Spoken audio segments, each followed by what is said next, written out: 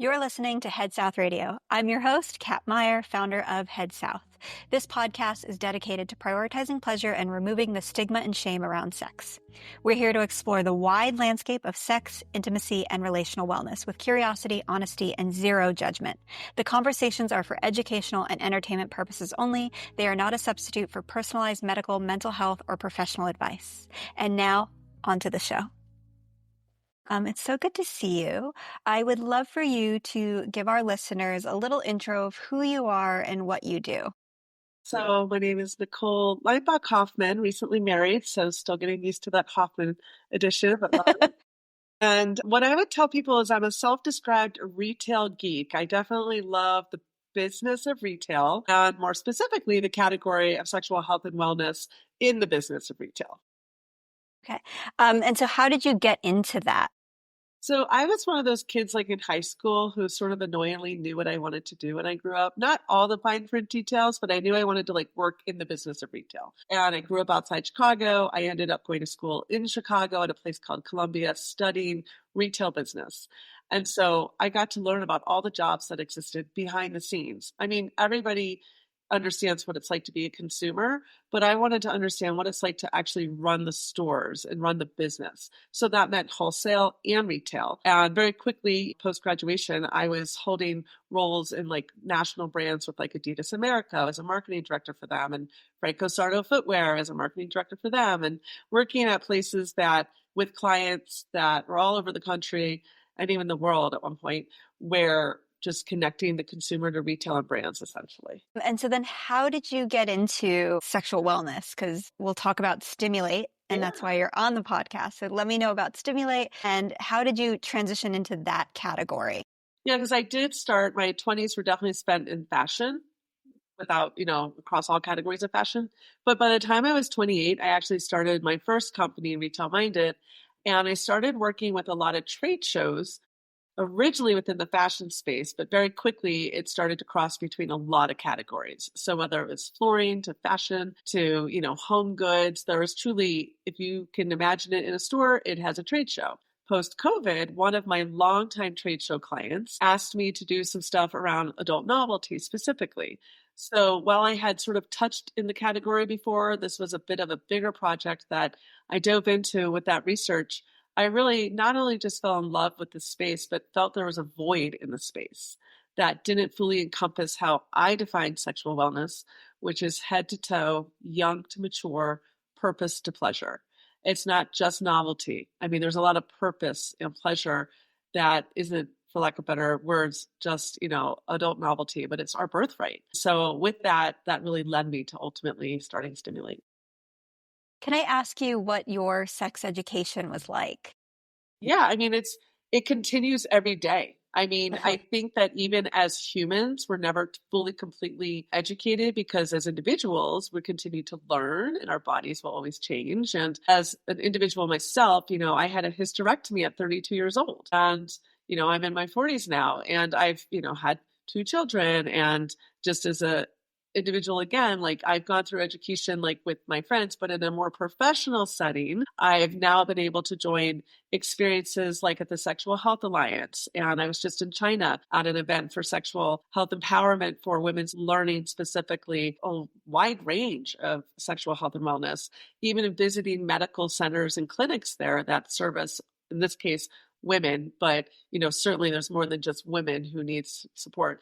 But the one thing I'll say is that as much as I put myself in situations to learn, I lean very heavily into the people who are truly the leaders and have spent maybe their entire professional careers leading the space or learning. So Stimulate, for example, we welcome doctors, we have sex educators, sexologists. This year we have the Sexual Health Alliance partnering with us. So it's a true, continued journey, I would say.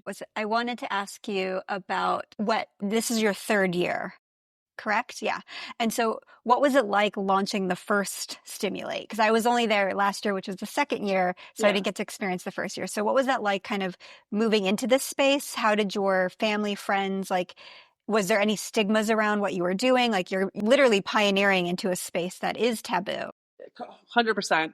And, I think just as a person, I've never really fit inside a singular box. And so stigma doesn't individually scare me because I've been labeled things, and many of us have over the years, and it doesn't necessarily scare me. So that was a good thing. Like, I wasn't too concerned what others thought. I was more concerned, how can I appropriately support this space? And so that's where my bigger fears came. And I wanted to do right. I wanted to do it with sort of honor and respect to the people already in those strides making moves. And that's where my fear came. I will tell you though that like certainly there were some people who, said a few things or made a few comments or a few jokes, and, thick skin over here. I would just bounce right back. But it's out there. I don't, I have teenage kids, so every now and again their friends who follow me on Instagram or they find Stimulate the Show on Instagram, they call me the sex lady in their high school. So I don't know if that's good or bad, but that's what they call me. Something I love that you said earlier about the adult novelty, because even that word, that language, for me feels like it doesn't hold the depth of pleasure, or that, like, I love that you phrase it like it's our birthright. And I think the adult novelty as a category, or even just using that language, feels like stigmatizing, or it just feels like a joke, or like Spencer's Gifts, like if we're talking retail, like it, and nothing against Spencer's Gifts, but it has like this kind of jokey, and not pleasure centered or pleasure focused. And or also, like, I love that you are incorporating education. Like, that's a huge part of Stimulate, is the education component. And so it lacks it with adult novelty, it lacks education around pleasure, around experience, around the human experience. So I love that it's not just a sex trade show. There's so much more. I launched Head South last year, and even just in this past year, I've recognized and seen like a huge rollback in retailers in this category of sexual wellness. What felt like 2016 to 2021, 22 was like this boom or like expansion, or you'd see newer brands kind of taking over spaces and showing up on shelves that you've never seen that category before. And now it's starting to feel like, and I'm seeing a lot of like it's being pulled back. So what are your thoughts on the retail kind of, coming back, like rolling back on like their expansion? There's some, like just yesterday, literally, we heard that Walmart is rolling out 1,000 stores with Womaness, which is a product that supports anything from vaginal dryness to pleasure-based lubricant to different things. And I share that only because as other people roll back, there's still many rolling forward. As a retail geek that I am, I think a lot of the retailers that introduced it didn't do so with the same sort of nurturing that the category needed. It is not fashion. It is not footwear. It is not, gift cards and candles and things that are sold in other shops throughout our country. And it does have to have its own sort of understood space to reach the consumer. And so I think there's been some amazing retailers like Contact Sports or Pepper are two great examples that opened and since closed. And they were standalone stores for this category. And I think that's exciting that there were standalone stores, but if I had the chance to go to both of them, I don't know if they made this space feel, although beautiful, inviting to all the customers. So I think that the challenge wasn't the category, the challenge was the merchant. And the merchant didn't necessarily put that retail focus. It was more the category focus. And to be perfectly honest, I think to be a successful merchant, you have to also love the business of retail. You can't just love the category. You have to understand retail. And that's one of the things we try to do at Stimulate is teach, our attendees how to be a better retailer. Because if the retailer's more successful, the brand's more successful, right? So I just think there's been a massive disconnect in all these years. Yeah. I would think too that like there is so much of like I came from hair care and transitioned into sexual wellness, and just even the marketing flow calendar is different. The cadence of shopping is different. And so I think there's some learnings that need to be had. So what are your best advice for brands as well as like new boutique retailers? Like there are people popping up, like opening up standalone stores, in terms of like just not knowing the landscape and the timing of sexual wellness. So what is your advice around timing?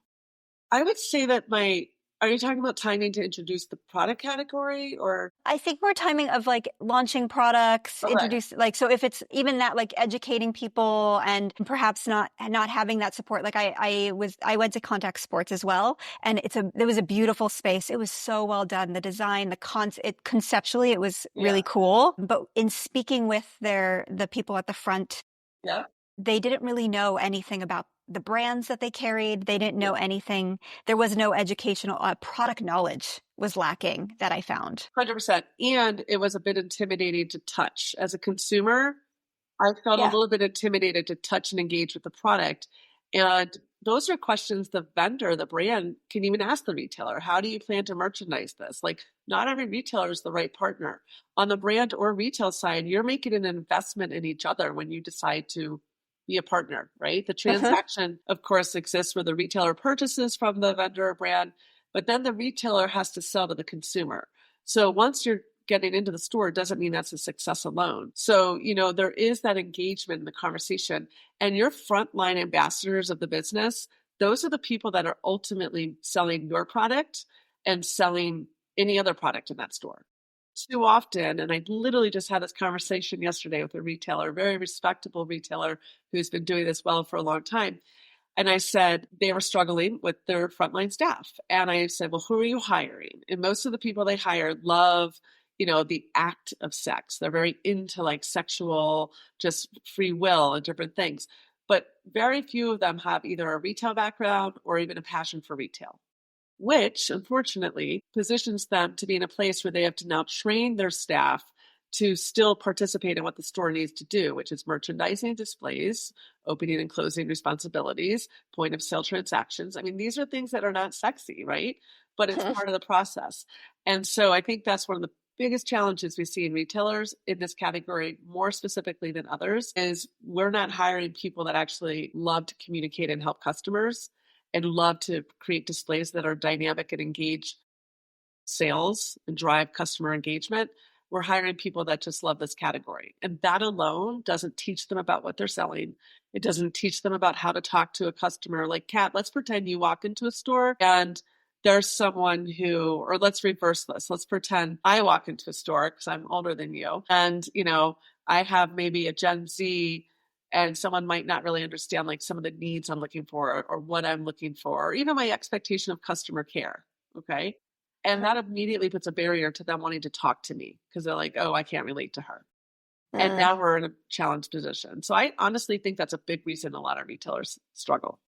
Yeah, I could see that a lot. I think I can only relate it to my hair care background. Yeah. And like there was this, a period where they were moving, like there would be staff at the front, checking people in, and they would be really great at selling the products. And then the hairdresser was doing the work and maybe talking to the products as they were doing your hair, but then there was staff that was trained in sales. And then, with technology, they started removing that staff. And so that is a big thing of like knowing how to sell and meet people where they're at versus being passionate about hair care, being passionate about sexual wellness. Yeah. And I could see that people, coming in, applying for these jobs are like, I love sex. I love seeing, like, I have a big TikTok following where I talk a lot about sex, but that talking about sex, being passionate about sex isn't the same as being a retail geek and knowing how to work and meet customers. So what is your advice for retailers who are hiring, and how can they train those? Yeah. Because I do think it's important. They love that community. And I do think it's very important they have an inclusive mindset. But I would say I also think it's important that they are trained on how to service their customers. I mean, selfishly, I'll tell you that one of the things I think is they should join Stimulate. It's free for retailers to come, like be there, talk to brand founders like yourself on the product, learn about the product, hopefully welcome some of that product to their own store, but then also take our free sessions on how to effectively increase the average unit per transaction, right? And we go through what does that look like and how does merchandising impact customer engagement? We have so many wonderful sessions led by a variety of leaders that can help people. I also really love when retailers invest in the time allowance to give their team that. Sometimes I find that the retailer doesn't even allocate time to teach. And it's not that they can't be a better ambassador of your store and sell stronger. It's that they're too busy like doing the busy work that they're not prioritizing necessarily the customer or the merchandising. I mean, I'm seeing that across the board. Is that like, what is the cause of that? So like I went into a shoe store with my mom and no one acknowledged us whatsoever. And then Yeah. people were just doing like the stocking, like taking things. Yeah. I used to work in retail when I was younger, Yeah. and like they were just taking things out of boxes and no one made eye contact. No one even said hello. And we were standing there and there was a line of people waiting to be checked out and no one said anything. And it was like I was like, wow, they're not even acknowledging our existence. So what do you think that is, just lack of education for owners of these stores as well as the staff? And It's a or combination of lack of education and lack of choice. I mean, we all have the choice of how we choose to operate, who we hire, even our management. Like, I get it. There's always a lot to do. Like, in any given day, we're all busy as just professionals working, but finding the pause, taking the choice to say, I'm going to pause, I'm going to thoughtfully train our new hires, or quarterly have a training, or take the time to send, X, Y, and Z to stimulate, to really learn and talk to the founders and discover new products to bring into our store. Like, not being complacent can actually push people into more successful operations. I just think it's just the choice. People are making choices and those choices are impacting their business. And a lot of people who work, unfortunately, sentimentally, are not tied to the success or failure of stores. They're individually focused. And so they don't have necessarily that sort of like, I don't own this store. It's not my store. So what can you do to motivate your employees? I would ask them, like, how can we engage them with a little bit more care to see success in your business? Yeah. yeah, I think people, especially these younger generations, want a sense of purpose and pride. Yeah. And so when that's not established or offered to them, they're just kind of moving through the actions, if they have, like, doing the things they have to do, Exactly. like stocking shelves and things like that. But like the sense of pride I feel is when I make connections with people, when people, like, I see someone walk away with my product, even like, that's what I love about participating in markets like Stimulate, is like connecting with people and them resonating with my brand story, who I am. And then, like, I think for a store owner, boutique owner, having that sense of pride for their staff. Like, I don't know, it's kind of like an old school thing of like bookstores or even old video stores of like staff picks. And I love Yes. going into Yeah. boutiques, sex boutiques, and seeing that, like, oh, this is so-and-so's favorite dildo and this is their favorite lube. And like just having those little acknowledgments is even like a community building, team building of like people can make reference to that and see like, oh, that's Jody's favorite product. And I 100%. love, yeah, I love that. Like, just it feels so old school, but it also is just so real and human I think to the have, like, coolest thing about retail is there is a lot of old school sort of tricks of the trade that still are relevant. And even though the path to purchase is different, your path to purchase to buy lube might be different than someone else's, right? Like, the why is different, how they discover it's different, but the transaction ultimately will happen. So as a brand or a retailer, you have to ask yourself, where am I in that path to purchase to make sure I connect to the customer? And if the customer hits a speed bump in that decision to say, I know I'm buying head south, and then all of a sudden they hit a speed bump or a detour and it takes them off their route, how do you get them back? And I think that that's a challenge just in commerce in general. And we have to be aware that those challenges exist. We can't be so fooled to think that they don't. So what's your best advice for a founder of a new brand like myself in making contact and connections with boutique owners? So I've been enjoying my path of really becoming very clear on, I love working with small, predominantly female-owned, queer-owned boutiques, and I've found like really special spots across the country. And to me, that feels so nourishing in what I've created with Head South. It really feels aligned. Yes. And so what is your advice for brands like myself who are trying to navigate this world? Because there's like the distributor route, which we also found our distributor through Stimulate. So we signed on with Holiday. Love And that. so that's a really great relationship. Again this year. We love that. Yep. Yeah. Love them. And I really loved going out to visit with them and doing product knowledge with them a few months ago. But that was through that channel of Stimulate to connect with them. And so I was just looking for advice for small brands like myself in navigating this world of like big mass retailers. And then there's these like lovely small boutiques. And how do you move through that path? Well, I do think it's important, particularly younger brands like yourself, to solidly position yourself in those smaller boutiques before you jump too fast to those larger chains. I know that's like the dream goal of many brands, but it's not the only avenue to retail success. And often it can really crush a brand if they get there too soon because it's very expensive. And there's a lot of time management and product development and strategy that goes into that aisle placement in mainstream retail. So nurturing those smaller boutiques is actually, I think, a very healthy way for new brands to launch. This year, Kat, I almost hate to tell you this because we didn't have it last year, but hopefully you'll still want to join us this year and you'll be there and you're welcome to join.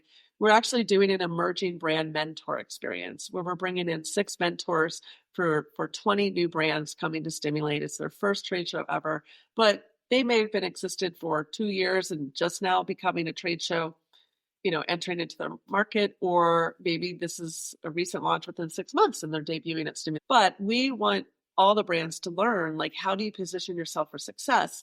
And when I was trying to narrow down our mentors, I'm like, there is no one mentor that makes sense. You need a mainstream merchant. You need an adult novelty. I also don't like that term, Cap, but it's what is defined in this market. So there's adult novelty boutiques out there, many of which have multiple store locations. And then I want we're going to have somebody who's more about brand packaging, because as a young brand, your brand packaging really matters. And honestly, Kat, I think you guys have nailed it. I love your packaging. It's so beautiful. I love the bottle. I love so much about what your packaging alone, and the product itself is amazing, but the packaging often speaks to the customer before the product ever gets to touch the customer, right? So we have that as a mentor. And, one of the things I think, from an advice perspective is to stay consistent, keep your messaging defined.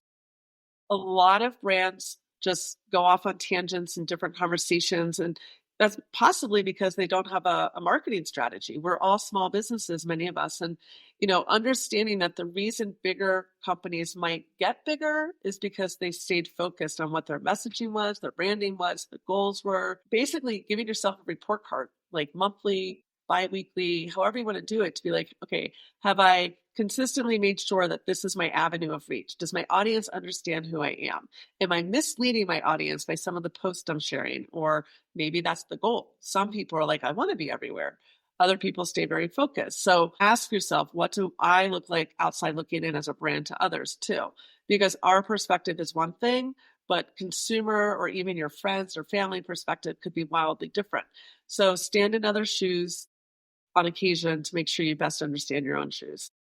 Thank you for that. You also gave me some really good advice a few months ago. We were chatting about me coming back to Stimulate, and you gave me this advice of try to stay consistent where you can. Like, if you showed up one year, show up again, because it shows that you're still here, that you're still interested and engaged in that way. I love that. Pick a few lanes versus opening up all the tabs on your computer. Yes. There's one way of doing it, or if you kind of hone in. Yeah. And so, I really appreciated you gave me that feedback, and I was like, okay, the thing that I found most successful, the return on my investment with Stimulate, was the connections I made. And over the past, now it's been 9-10 months since Stimulate, I still have those connections, whether it's through founders, through buyers, through editors. So you have people in the industry, writers like Claire McCormick, who came and spoke. There's so many opportunities to meet people and make those connections. And you might not, the week after Stimulate, have these are the sales, these are the things happening, I have orders placed. But over time, there is such an evergreen experience from participating in something like Stimulate. And I appreciate so much the compliment of the packaging. That was something that is so important to me, of how the brand look, the packaging. And I love that I could see a quick snapshot of a retailer, will show their store, or do a scan of their store, and I can spot Head South so quickly. And I was like, that to me feels really great. So from afar on a screen, I could see my brand, and I'm like, okay, and so thank you for that validation and affirmation. Well deserved. Thank you. For sure. I loved the bold packaging and the more discreet bottle, to be honest. Yeah. For me, that was the perfect blend, and I love it. Yeah, you did a great job. And the consistency is so important because, this is actually something that the buyer from CVS and then the buyer from Hustler, we had a chance to see each other this past January at another event that Stimulate produced in Beverly Hills. And afterwards, we were just having, dinner. And so the three of us are sitting together with a few others. And I love that you have this mainstream pharmacy with this traditional adult novelty boutique having conversations and about all the things. And somebody else at the table, which was a vendor, asked, hey, what can I do to still show up even though I'm not yet sold in your stores? And just like that, the reply was, keep trying, show up, be consistent, you know, and like the message was very strong. Like, listen, just because my budget doesn't allow it or I haven't identified that necessary product today doesn't mean in 6 months I won't. And if you've already been off my radar, or if I attend Stimulate next year and you're not there, you will totally fall off my radar. So stay consistent. And I think in the category, whether it's sexual health and wellness or fashion, right? Like you can't just disappear. You have to be there. Same with your great podcast. You're consistently doing it, you know, and that's an amazing thing. And as you know, it's not easy to consistently do anything, right? Yep.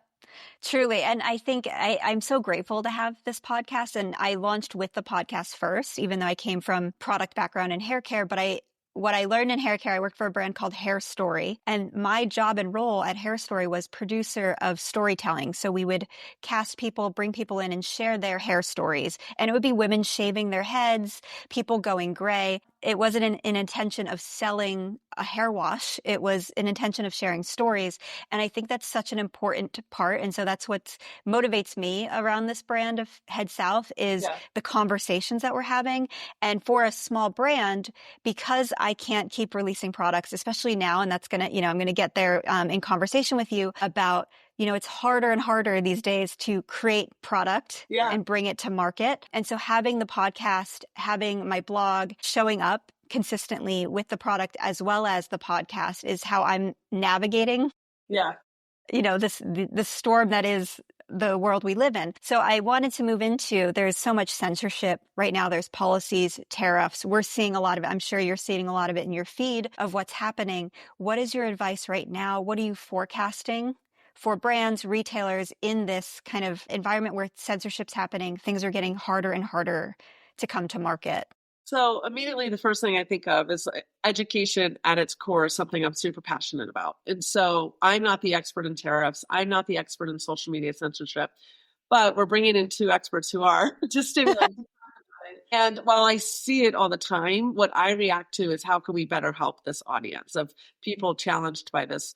And, I even yesterday in my own social media post, because I do know the first sentence is often the one that can help or unfortunately push something to be banned. So I wrote the word sex and instead of putting a E, I used a 3. And I see that occasionally in social media, but I actually try to avoid it whenever I can. But I also am smart enough to know it's going to happen. So I may as well proof myself, like hopefully protect myself, I should say, right? So I did that, and so far so good. But that said, we have someone who will be doing both of our keynotes actually at Stimulate this year. Will support this. The first one is Dr. Tara of Love Bites. She's amazing. Yeah, cool. She's doing the day one keynote, and she talks about lights, camera, libido, how to build a sexual wellness empire one post at a time. And she talks about how using social media in this category, what you can do, what you can't do, the challenges, how to overcome them. Because collectively, I think all of her social channels are like 2.3 million. So she's a radio show, a TV in the UK. She's amazing. So she has truly built a business through social media. And then we also have the next day, our second keynote. So that was Monday. This would be Tuesday, August 5th is Tuesday. A gentleman named John Lawson who talks about how AI can help with censorship-based social media. And so now we're going to look at the business side and utilizing real-life tools to create content and hopefully avoid any frustration that could come. So we were really trying to position this audience to work smarter, not harder, right? Yes, we want to work smarter, not harder. And we know there's going to be challenges. Let's figure out I don't want to say easier, but the smarter way to management versus the more challenging way. Because I do see some people go at it like, this shouldn't exist. This shouldn't happen. Yes, I agree it shouldn't, but it does. And these platforms are not 18 plus. So we do have to be mindful of that. They don't have censorship to hit follow on our sites. So on social media, you could be 12 and follow Stimulate, or you could be 25 or 80. So we all also as a community need to be mindful of that. And depending on where we sit in that perspective, my perspective is this is not an individual website where you have to acknowledge 18 plus. So I think that's where the business side of it comes in. And we're like, okay, let's be realistic with what we can and cannot share here. Self-censoring to kind of Yeah. persevere Yeah. through And it. still, we all, I mean, I Yeah. know I do. We all talk about things in, ways that I think should be valued, but not everybody does. But again, this market crosses 0 to 100 of who could be tuning in. So social media definitely has some challenges, that's for sure. Yeah. What do you see as like niche segments coming up, or like what are you forecasting for the next few years? What's coming up under the umbrella of sexual wellness in terms of retail products and Well, I'm what's sort of excited because when I first launched Stimulate and I wanted to quickly define what that meant, I taglined the head to toe, young to mature, purpose to pleasure. And what we're seeing is that more and more of sexual health and wellness is in fact coming to life and coming to aisles through that head to toe experience. There's even a pharmaceutical drug called Valesi that plays with the libido of the woman's brain, right? And so that's an interesting twist to it sort of works like the GLP Ozempic stuff where uh-huh. it speaks to the brain to say, I want to have, a healthy sex life. A lot of mature women don't always have that in their bones to say, I want to, they think it's just on. So it Yeah. speaks to the part of the brain that turns them on to want to engage in a healthy sex life. That's an interesting component to me because it's speaking to the mental part of libido, not just the physical part, Like the right? neurological. Yes, exactly. Yeah. And there's a lot of Interesting. science there, but Yeah. I think that's super interesting. I also think it's really interesting that like certified sex educators, sexologists, sex therapists, they could be defined in different ways because they are in fact each different, but they're starting to position themselves at retail more. I know quite a few retailers who are only hiring sex educators. So that is now who's supporting their audience. Now remember, they're not retailers, they're sex educators. So we're helping these same retailers learn how to be they're sex educators by trade. How do they also support? And we even have a session on how to not play therapist in a retail store, but still support through great customer care because you're speaking to the sentiment of customers. But I think as we mature in this category, we're going to start to see a sophisticated uprise, is what I'm trying to say. And it's not just about the act of sex, it's about the mental well being, the place of just total good birthright. Like, how does this look? We do see a lot of buzz right now of menopause. And ironically, I have found that the most challenging category for those brands to want to be a part of our story, which I find Interesting. interesting. Yeah. They want to keep it by itself. And so Huh. I think that that's also very interesting because I would say, but it's not. Because in order Yeah. to reach menopause, you have to go through perimenopause. And in order to reach perimenopause, you have to have had a healthy journey of, just menstrual cycles and, all the acts of life, whether you chose to have a child or not, things like that. So it is a full life cycle. And that's why we also define sexual wellness as not just head to toe, but young to mature. And I think that's the other component we're going to see is recognizing it's not just for vibrant 20 to 40-year-olds in their healthiest, most active acts of sexual activity. It's for all the generations. And I think that's really important.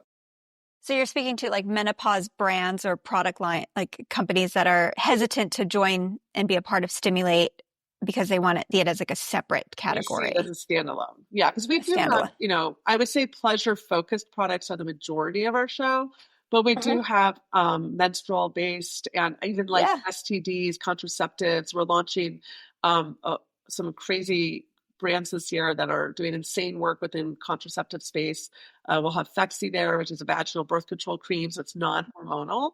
So for people who don't want to have challenges with hormones for contraceptives, things like that. So there's a lot of great things that also align to the final point of what Stimulate defines sexual wellness as purpose to pleasure.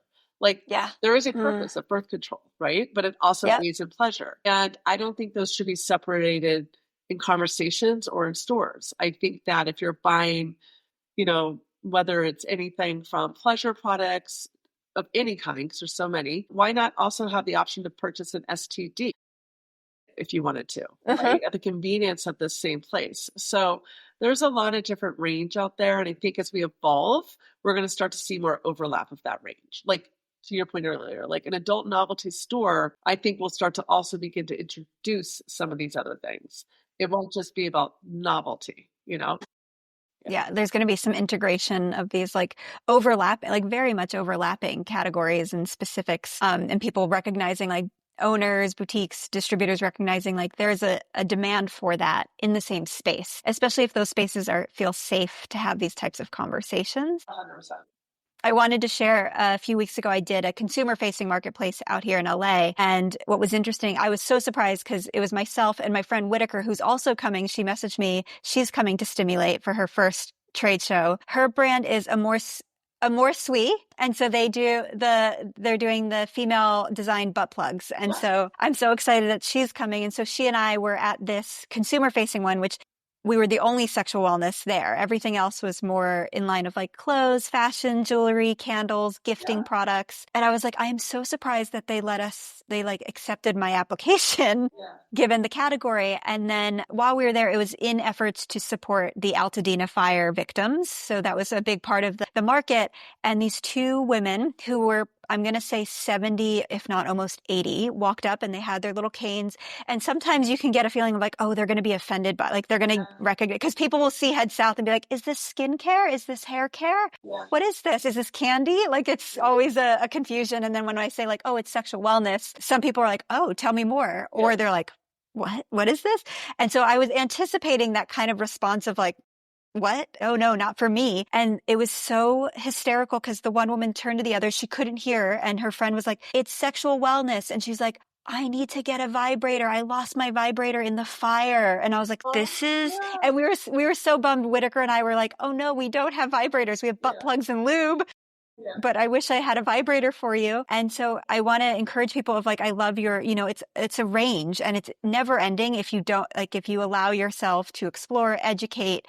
And I think that, perimenopause, menopause, part of that education is learning to not lose your sense of sexuality, not lose that part of yourself, not lose your pleasure because it's never been talked about before, or the physical changes in your body, the hormones changing, there are things that you can do to support your sexual wellness. And so, I love encouraging. I would hope more brands hear this and like feel comfortable being a part of Stimulate because there's everything from like chocolate brands there that are wellness chocolate brands that support menstrual cycles as well as, orgasms and things like that, all the way through to like, future method and anal pleasure. There's just such a wide community. So it's not just all sex toys and lubes, even though that is a predominant part of Stimulate. There's so much more offerings there that you can discover as a boutique owner, retail space, or just even consumers like looking into who Stimulate's carrying. So as a consumer, just seeing what's out there, like it's like following you guys on Instagram would be a great way to like discover,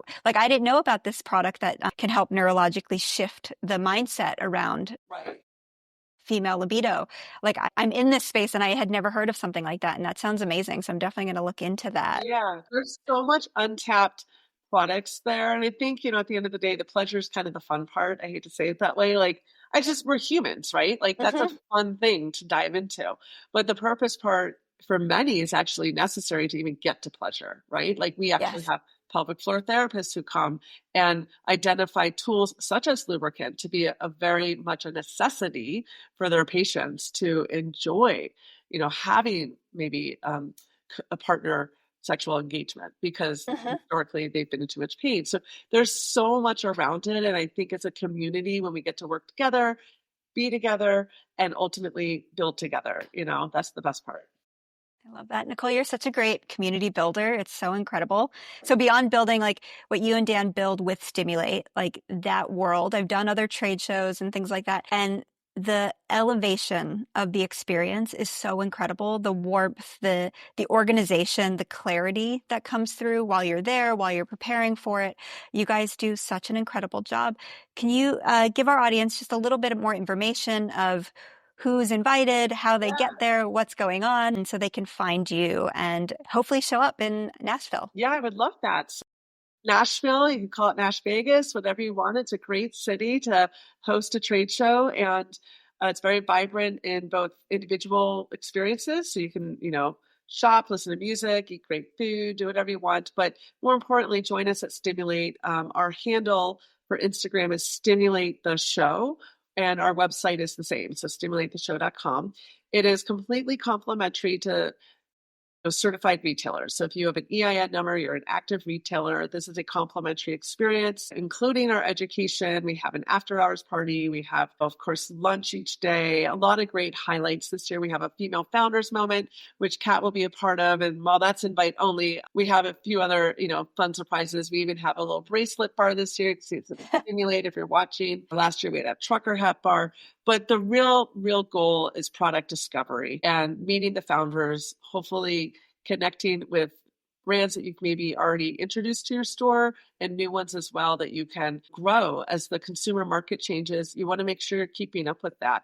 I will tell you that we also love to welcome sex educators, sex therapists. We do have a small fee to apply just to cover all the expenses of the show because let's face it, nothing's affordable these days, as we all know, but we, we do provide you those after hours, happy hour lunches and outstanding education. I mean, our education is a true conference schedule. So sex educators, medical leaders, those are all welcome as well.